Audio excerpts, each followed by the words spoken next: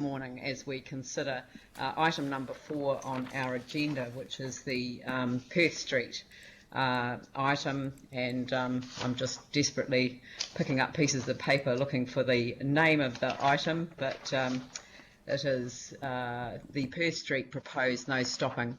And when I was disrupted by technology, I was just in the process of beginning an apology to the residents of this area of Avalon Street and Perth Street.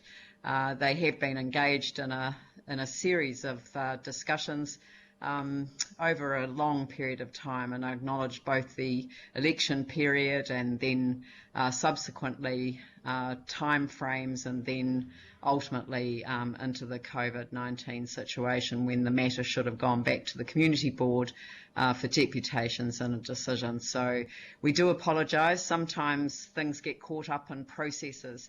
I was wanting to send this back to the community board to set up a remote process like this one in order to make the decision, but I was persuaded that people knew that this was going to come to council, and delaying it further just seemed to delay the issue for the community.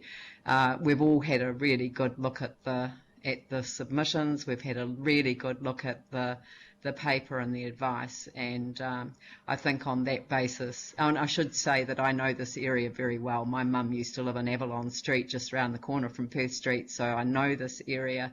I know the challenges of the area, and there is further work that I think the community board can do by looking at the whole environment for traffic, and do we want some speed limits that actually reflect the narrowness of the streets and that whole neighbourhood area. So I think the community board can do some good work in that area, but we're going to help it along, and I think, Jake, you're going to move option 2. Yeah, more than happy to move option 2 unless there are any questions. I think I maybe saw one come through the email. But yes, no, I'll have it first anyway. Yeah, so I just wanted to get a resolution on the books so that people knew the direction that we were heading in, just to give people a degree of comfort. So James Goff here, I'm happy to second it. Option 2.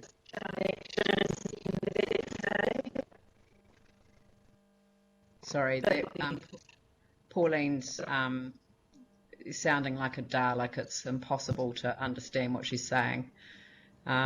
Sorry. So we've got some questions. So hang on. All I was saying was happy to second option 2 if you require a seconder. You know, that's fine. Sorry, I'm just trying to find. I can't see all the questions. Just a minute. Right, Mike Davidson. Thank you. I've just got a few questions, and I actually have no issue with what's been moved. I guess it's a bit around the process, and I guess the main question is, why did we actually consult on an option, which is option 2, that's actually against or not consistent with council policy? I think that, well, I can't answer for the council staff. Just the timing, all of this policy went through last year, and I don't know when the time frames came up. I actually think that the community itself was the driver of it. Sometimes we can become rigidly focused on the policy that we've set, absent the very special conditions that exist in particular environments. Is staff here to answer these questions? Because actually, I think it's an important question. Staff, who's taking us through this one? Is Stephen online? He should be online to answer any questions. Are you there, Stephen? I am, yeah. Hello. Can everybody hear me okay? Yep. Yep.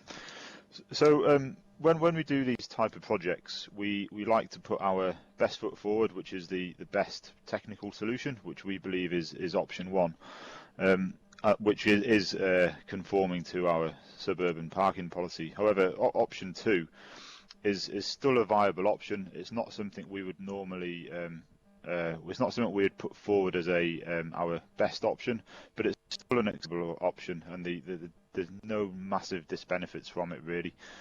It's not as good as the first option, but the second option, from our point of view, is still acceptable and it'll still work. Oh, yeah, and I think you're right. It has stemmed from the community. Option 2 is supported by Fens as well, who have raised issues with the street, and they support it more than option 1. Yeah, I guess my point is the fact that obviously the policies regarding streets less than 7 metres, so this is going to be a common factor on all streets less than 7 metres, and so we've created a policy that actually is going to be pretty much against community feedback most times. So I'm not too sure why we would have done that when we sort of should have known this would be an outcome. It's always going to be an outcome that actually we've created something that most times the community will not want. And surely when we create the policy, we must have consulted with Fens about actually how fire engines can travel down streets if you have parking on alternate sides of the road. It just seems to me there's an issue with the policy to actually get to this point. If I can just respond to that, in some instances, having parking on both sides of the street is preferred by community members, because it means people can park outside their properties on their side of the street. So it isn't always favoured to have parking just on one side. I said quite often it is favoured to have it on both sides of the street, and it also creates a slower speed environment by creating more side friction, which can lead to a more sort of friendly environment in a neighbourhood. So it's not always as clean cut as most of the community would choose one option above the other. I think it is specific to the local environment. Yeah, I guess it's just when you look at the policy, I would have thought it'd be better to go out with the one option which is consistent with our policy. Otherwise, then our policy should be adopted to show actually there's 2 potential options for roads that have widths less than 7 metres. And I guess because when we look at a lot of the submissions, most of them are coming in saying actually having parking on alternate sides of the streets is going to cause a bit of a slalom effect, and it will create boy races going down there speeding. Whereas the other side was that actually creating parking on one side actually makes cars go down there a lot faster because there's a straight route. So I guess one of the questions is there evidence to show which one is actually more safer for the community? I think purely from a road safety point of view, having it on both sides of the street in a neighbourhood style environment is better. You don't tend to get boy races going down streets where there's staggered parking as much for pleasure, because it wouldn't be a pleasant experience for them. Whereas having a long straight road with no side friction just makes it more comfortable for people to drive at speed, and therefore the average speed of the road is likely to increase. Okay. And I guess my last question's around the letter from Fens. When they originally obviously put their response in, was that from a community? Was it community originated and really sort of not quite correct? It was still looked like they were made to believe that the parking was going to be on both sides of the street unrestricted instead of, I guess, alternating. Hold on one second. Peter, are you available to respond to that question? Yes, I am. Right, so fire emergency, Fens contacted the council with the letter that you can see in the deputations. At that point, council said, okay, here's what we're proposing to put in, and that was, at that time, that was option 1, who didn't exist at that time. We said that to Fens, and they said, sure, that's acceptable in principle, needs to be restrictions on, you can't have them parking on both sides of the street, essentially. and then option 2 itself came in later as a result of community input. Okay, I guess, yeah. It just, from what I can read from it, it looked like some of the information that Fenn's got from the community may not have been correct in terms of sort of what was presented. I'm just concerned that we've created a policy that's never really going to be followed that much, especially if we've got concerns from Fenn's on it. If we show the community actually prefer just a straight route, maybe we need to relook at our policy. If there's evidence to show that actually our policy is the safer one, then I think we should be trying to stick to our policy when consulting, then, instead of giving options that are less safe. Well, that's a matter for debate, and I think that the question really arises is, does the policy framework that is represented by our suburban parking policy, is that, as it says, to guide future decisions? It is not the be-all and end-all, and that we've asked the community to contribute to the discussion. So I mean, is it a rigid policy framework, or is it guidance on decisions? Yeah, I'll leave it for debate. No, I'm not asking you. I'm asking staff the question. This is Wayne Gallot, the team leader of the traffic operations team. I would suggest that the policy is providing an adequate framework in this instance, and it is being followed, are in the general framework of that policy. This option, both options, in fact. The slight deviation of option 2 to have it on one side as opposed to staggered is not significant in this instance, I believe. Staff is still recommending option 1 as best practice for a number of reasons. However, they're not significant reasons to suggest that we couldn't support option 2 if council choose to go down that route. Thank you very much. Are there any other questions? Yes, I just said 2. I see Yanni? one, Ian. Yanni and Tim. Oh, No, thanks. I've got questions as well. Just, I did email around as well. Sorry, I'm not coping with managing both, so I'll open up. I just wanted to check with the submission from I think it was John and Christine McCartney, and I just wanted to see what changes staff have, if they've considered the submission and what changes they've made or have ruled out based on it. This was in the written deputations that we've received around parking outside 27 Perth Street, opposite 24 Perth Street.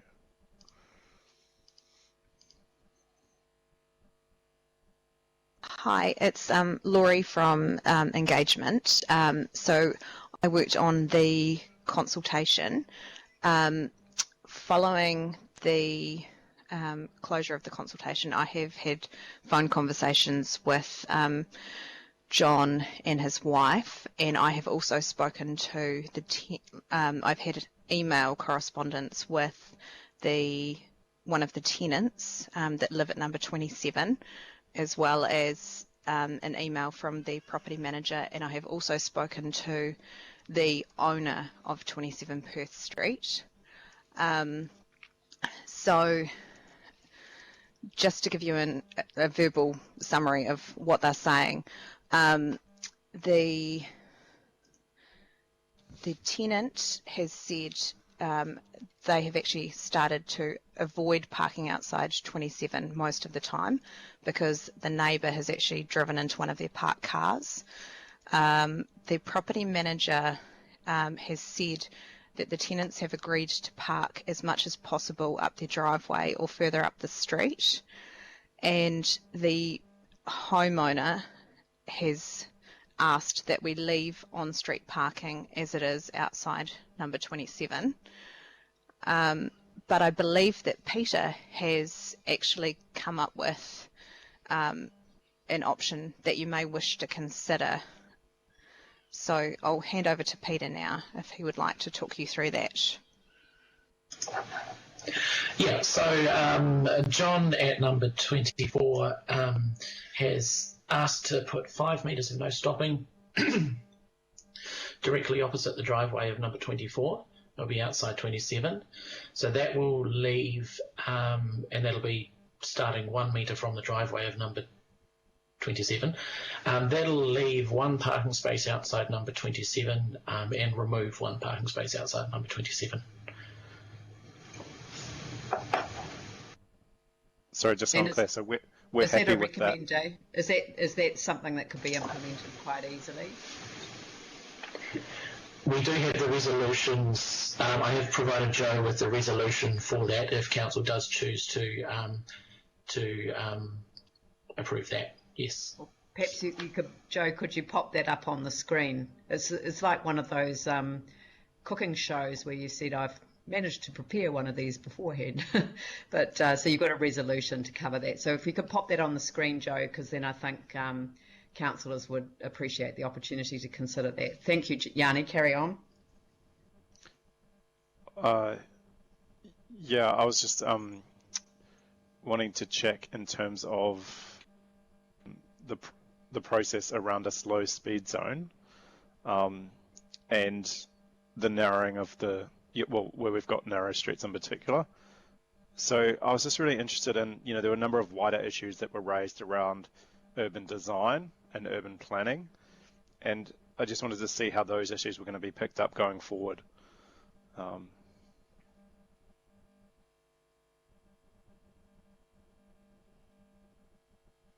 Yeah. So I think this is Steve Wright here. So I think with those issues there, we'd probably look to engage with the community board once things hopefully return to a sense of normality in the future, and to work with the community board on those type of issues. Right, but just as the chief executive, we don't have a chief executive today. I don't know who. No, we do. We do have Mary online. She's acting okay. to support in the absence of the chief executive. But I think Steve, is it? That's yeah. on the line. I think that the point that Yanni was making was that I think there's a sense from having read the submissions that council. I mean, and this would normally be a community board decision. So, but because we're making the decision today to facilitate things moving on, I think there would be a sense of, can we get this on the community board agenda to look at other options for this area, including the speed limit? Because I think, as I said before, I know the area very well, and it does seem that a combined effort of a new speed limit, which is enforceable, I mean, it does give people a sense of empowerment over what's happening in their street. That we should get that in front of the community board so that they can do a proper assessment of it with you guys.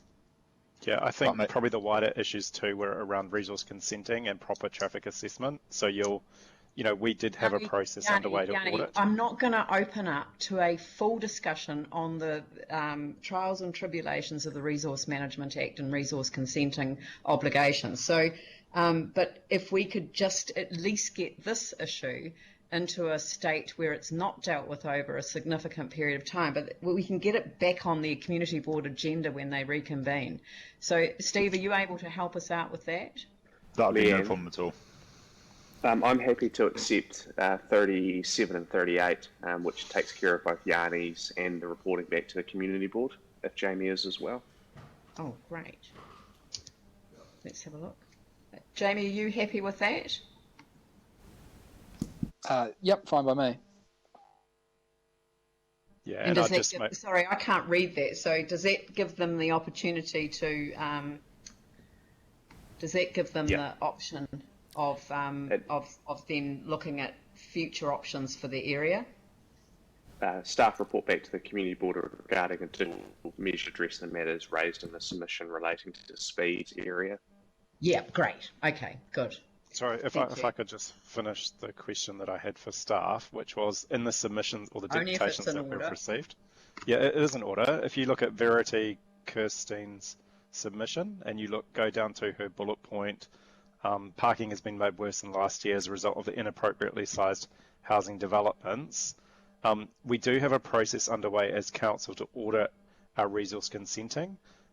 We were supposed to get, I think, several resource consents peer reviewed or looked at to give residents confidence that we are doing proper assessments. And I just thought in terms of a response, it would be good just to highlight that process is underway and just get a bit of an update about how that's tracking, and possibly one of these developments might be one to put into that process to give residents, a greater comfort of how we're doing these assessments. Yeah, that was all. Thanks. I'm just very keen that we get this matter dealt with and take that one to the process itself. So it's not really relevant to this submission or this particular paper that we're deciding today. But your comments are noted, and I will discuss those with the Chief Executive. Tim? Thank you. A couple of questions. First one is, I was unclear, and it's a very straightforward answer. Did council initiate the discussion with FENZ, or did FENZ come to council? Irrelevant of who the residents. Peter, is that something you can respond to? Yeah, FENZ contacted council initially, and yeah. So as Mike pointed out earlier, this is a 7-metre wide street.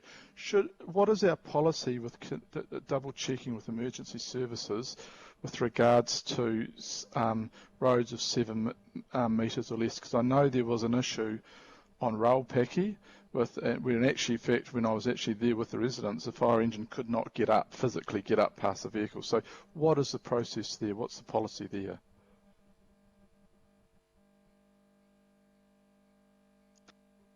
I think if FENZ were to highlight these issues to us, if we're not already aware of them, we would work through appropriate parking restrictions to make sure all emergency service vehicles can access the streets and properties that they need to, and we'd just do that through the normal community board process. But surely if we're talking about policies, and we do have this policy which seems to be in opposition to the residents who we all work for. Sorry, can I just interrupt again? Staff said before that yes. This is compliant with our policy. It isn't their preferred option. They don't think it's the best practice option, but it is within the context of our policy. So I think that I'd rather take this matter offline as well. Okay. I've talked to FENZ about a number of our inner city streets over a couple of years, and you'll know which ones I'm referring to. And I think that there are some issues there, but I think it would be better to get the committees back up and running and send it back to Mike's committee. This is a matter that would be dealt with by the community board, and they wouldn't be looking at these issues. These are issues for governance, for the council to look at across the city. Well, okay, I won't ask anymore, but there does seems to be a disjointed approach in our processes. I think you're quite right, but that's for the council rather than, we're putting ourselves in the place of the community board to get progress rather than to look at the wider council issues. But thank you for raising the question. You are right, and it does need some further work. Melanie? I wanted to know if there's currently been recent reports of antisocial behaviour, because like in terms of cars speeding down Perth Street. So I just wasn't sure if we're getting that at the moment or not.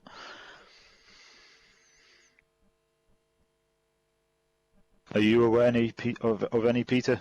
Nothing's been raised to my attention. Often antisocial road user behaviour isn't raised with council, it may be raised with the police. I'm not aware of any recent complaints. I am aware that in the deputation to the community board in November last year, that it was raised as an issue, and I am aware that residents of the street have said, there have been police chases through here. They've said that they have occurred. Can't say how often, how regular they are, but they have occurred. Okay, and then my second question was about the P5 parking, and I think I read that it doesn't work that well because people do park there for much longer than for that 5 minutes. I was just wondering, how many cars are sort of there for quite a long stretch of time? Like, is there quite a lot of parking basically on that side of the road at the moment for a lot of the time, or is it not really that much? Peter here again. It can happen. Certainly, when the construction was ongoing on Perth Street at the development there was a lot of complaints to the council parking enforcement team about contractor vehicles and things. Hard to say exactly when it is, and it quite likely at night when people come home from work, they'll park up there on the footpath. Generally, yes, people aren't sticking to the P5 a lot of the time. Some of them will be, but yellow lines are a lot clearer than a few blue signs on the lampposts. Mm-hmm. Okay, thank you. Thank you. Pauline? Yeah, I'll go to Oops, you're a Dalek. Sorry. I don't know what's happened. Can you quickly email your question? Or just turn your video off. Yep.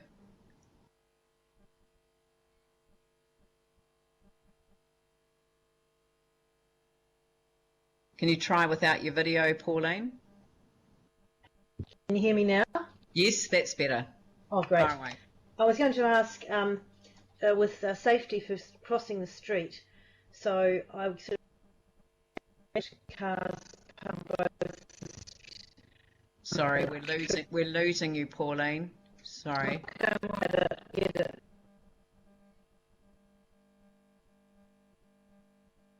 We've lost you completely now.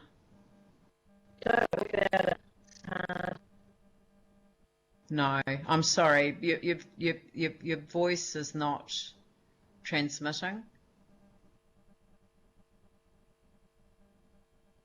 All right. Well, look, I'm sure that that what you wanted to raise we can deal with in debate.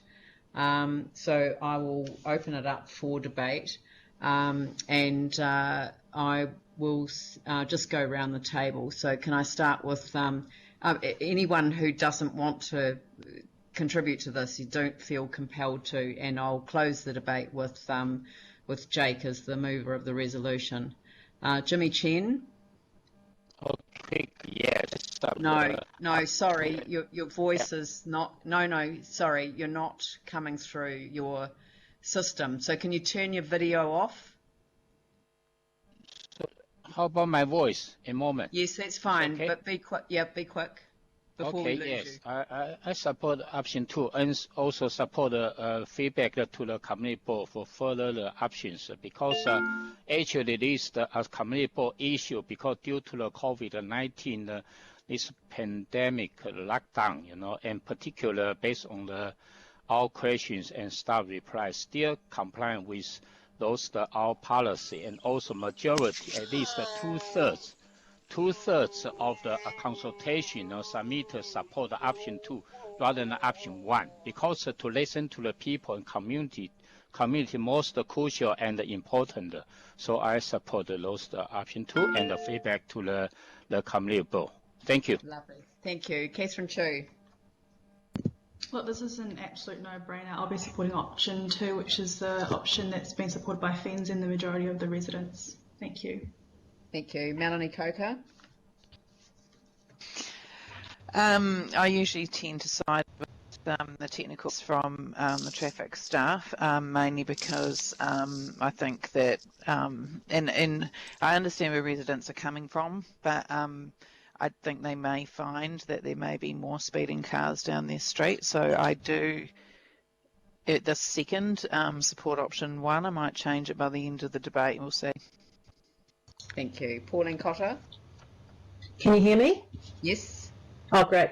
I will be supporting option 2, and in the absence of an answer that I had, I'm going to assume that I think that the counterbalance to having parking on both sides and having the east side free, some people think it may cause speeding. However, I think it's going to have one side free will make it a lot safer in crossing that street, and I know there's a lot of children around that area. So there are upsides to that.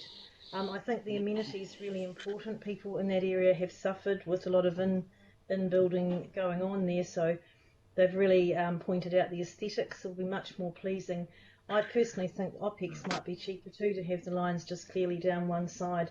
And I think enforcement will also be a lot easier, and I can see that if you could park on both sides, you only need one person doing something wrong and you've got a blockage there, and to enforce that would be quite tricky. So I'll be supporting option 2. Thank you. Thank you. James Daniels. Kia ora. I'll be supporting option 2 and also supporting a short shout out to the community. Apologies for how long this has taken. Thank you. Mike Davidson. Thank you. I'll be supporting option 2. We went out with that as a possible option, and we've the community have told us that's the option they would like, and I think it'd be wrong to go against that. I do have a slight issue with the process that we're following. In my opinion, reading through the whole policy, it is not consistent with the policy. I'm concerned about information from FENS that they would support something that was against our policy. I thought that would have been sorted out when we actually created the policy right at the get-go, so I'd like to see what actually happened around that. I am very concerned, though, actually, the potential that this is a less safe environment than the alternate parking, and I think there may be a slight issue that we don't have a road safety policy.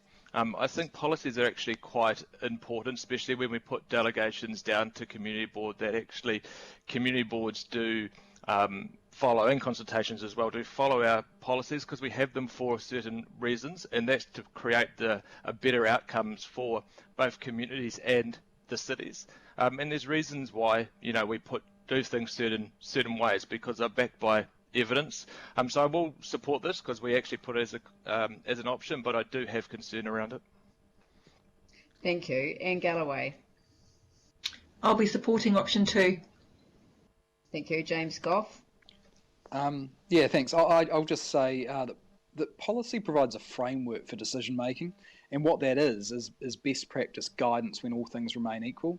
But I think the reality is not all issues that we consider are equal, and this is the reason why councils and councillors exist. So we cross-reference advice and policy with community consultation where appropriate, along with our own judgment and experience, and then from there we reach a decision. So for me, I think with all of those things considered, that we've got to a pretty good outcome. We've factored the advice, we've listened to the community, and that won't always perfectly align with policy, our decisions, and I think that that's fine, and today's a good example of it. So I'm very happy with option 2, hence why I seconded it. Thank you. Jana Johansson.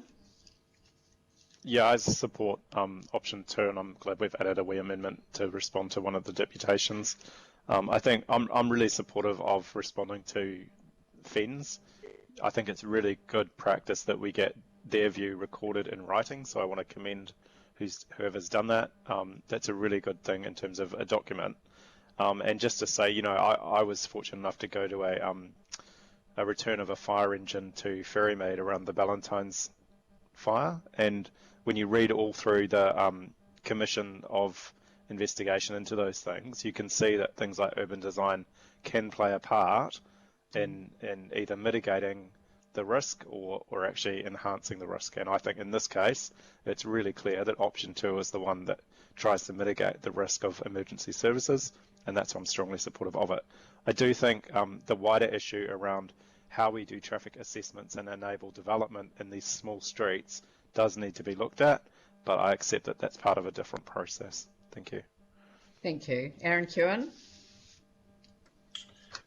Yeah, unsurprisingly, I'll go with what the submitters were asking for, so I'm supportive of that, and it's great to see that the council is starting to, or the elected council is starting to listen to submitters now, rather than just going with our policy or technical positions. So that's good. It's a good future I look forward to.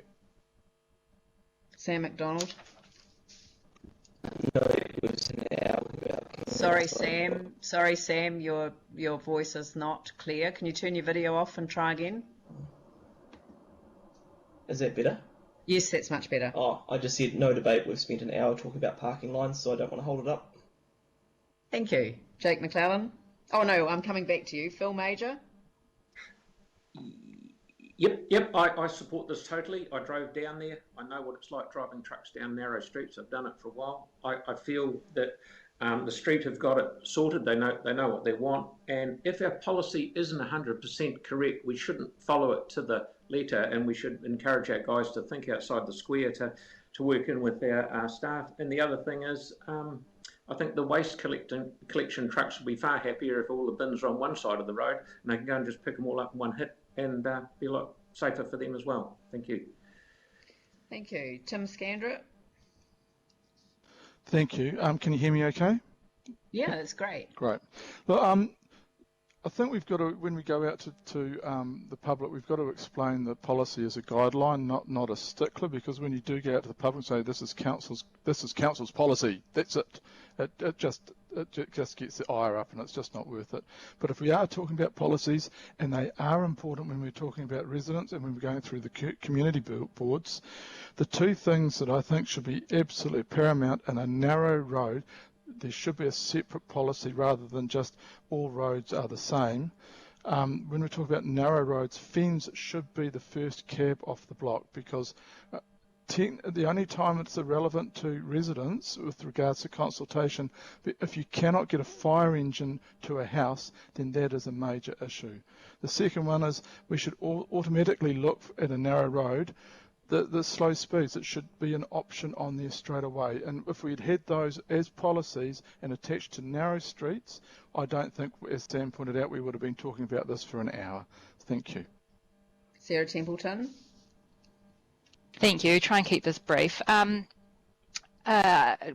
cautionary word about, I guess, downplaying the use of policy is that the policies that we've developed as a council, including this one and a whole range of ones, are there, and they've been developed in conjunction with experts and the community and have all been consulted on. And so they've gone through quite a robust process.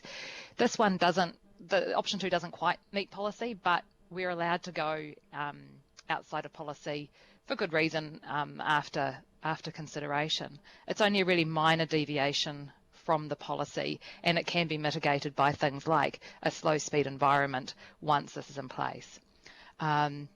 Normally, like Mel, I would go with option 1, best practice advice, but because we can then mitigate the potential speed enhancements through other things like a slow speed neighbourhood, I'm definitely inclined to go for option 2.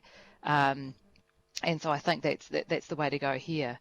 I'm also really interested that this particular area in these streets where they've been really concerned about on-street parking generally and a potential high demand for on-street parking has chosen an option with lower on-street parking. And it will make the area potentially even more crowded, and it could get some additional stress levels with a lack of parking over time as the area is intensified. I'd like to back the call for a road safety policy. I think that's really key. And once again, this is a really clear indication that we really need community boards back with their delegations, because you imagine the number of yellow lines and things all across the city that council would have to deal with if we don't get this all sorted soon. Thanks a lot. Thank you. Andrew Turner. Thank you. Very simply from me, given that the matter in more normal times would have been considered by the community board, given that option 2 has been moved by the ward councillor, is supported by the community and Fire and Emergency New Zealand, I'm going to be supporting option 2.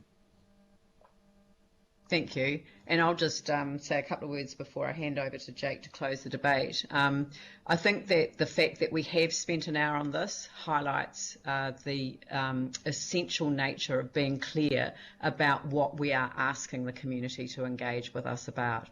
If we're not genuinely putting a choice in front of them, we shouldn't put a choice in front of them. We should just inform them what we're doing. In this case, this community was invited to submit on 2 options. and overwhelmingly they supported option 2. The community board would have been taking into account all of the considerations that we've discussed today, but as we sit around this table, we do so as councillors with our responsibility firmly at the city level. And that does put us in the framework of looking at the policy. And I agree with what councillors have said about the importance of policies and the importance of having strategic frameworks for good quality decision making that is consistent and which is transparent and which makes sense. But on this case, we've invited the community to make its views known, and we've allowed them to have that considered today. We're only doing this because we haven't got the delegations at the community board, and by the time I realised what the issues were, I would have set up a hearings panel with the community board. It could have been all dealt with in that way, and we could have given them the delegation. But it looks like the right decision is being made today, so I do appreciate the quality of the debate and thank councillors for that, and I'll hand it over to you, Jake, to close it.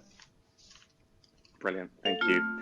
I just wanted to thank all my colleagues, the staff, the Deputy Mayor and Mayor for working with me to get this onto the agenda, and particularly for my colleagues who have had to work through an issue that they wouldn't normally do and would normally be dealt with by the community boards, which is a testament to why they're there and why they're so important.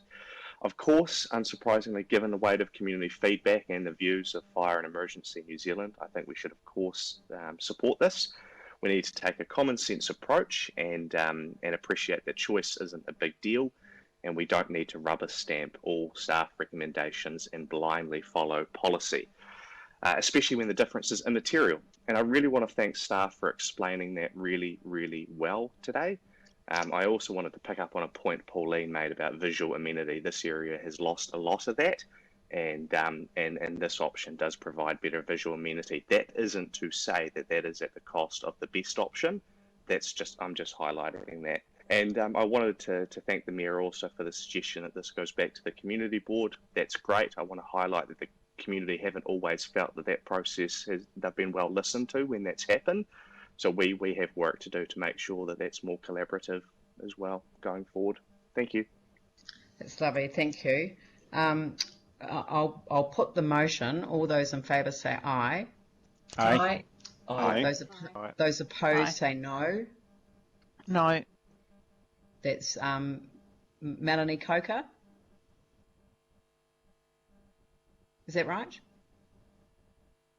Oh, yeah. Right, thank you.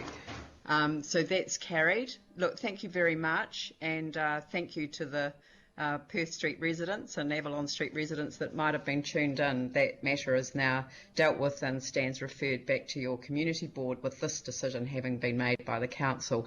I'll adjourn the meeting now until 11:15, and if councillors can, we'll come off the live stream, but if you leave yourself linked into the system, and we'll just take a quick break for a cup of coffee. Thank you.